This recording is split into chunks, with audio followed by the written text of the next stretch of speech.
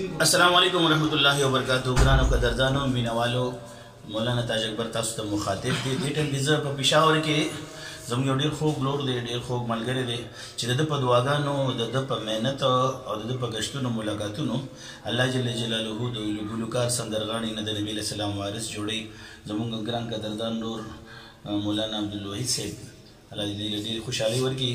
د هغې نه د مور د فوتګۍ نن درېیمه ورځ ده، هغې له لاسنیوي له راغلی وم پېښور ته، خو نن ماشاءالله ډېر زیات خوشحاله شوم چې یو ډېر ښکلی ځوان چې الله جل جلاله والا ښکلی صورت ورکړی دی. زه به د خپل لوی الله نه سوال کوم یا الله څنګه دې چې الله ولې ښکلی صورت ورکړی داسې ولې ښکلی سیرت هم د خوږ پیغمبر صلی الله علیه وسلم په شان دې ورکړه.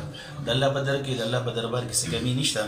نو مرجان چې په میوزیک فیلډ کې او په ډانس فیلډ کې او په ټیک ټاک په شوبیز دنیا کې مرجان نوم دی، ټیک ټاکر او مشهور معروف ډانسر چې زیاتر خواجه سرا سره د دې ژوند تېرېږي او د سوات اوسېدونکي دی. زه هم د سوات اوسېدونکي یم، ډېر زیات خوشحاله شوم او ډېره د خوشحالۍ خبره دا ده چې نن ماشاءالله دوی سره خبره وشوه مولانا عبدالوحید صاحب د ملګرو، او دا چلې له تیار دی. سبا انشاءالله د دوی به انشاءالله د الله په لار کې تشکیل کېږي، د الله په لار کې 40 ورځو له روان دی.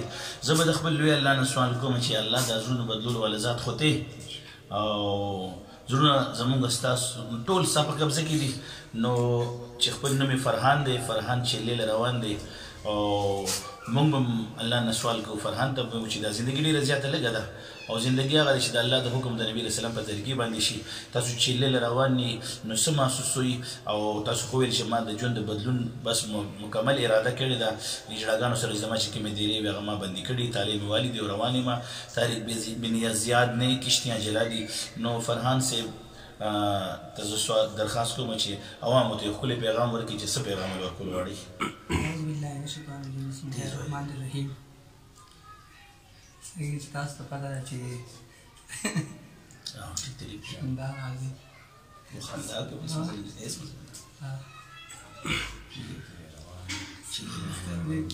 څلوېښت ورځې د عالم دی ملګري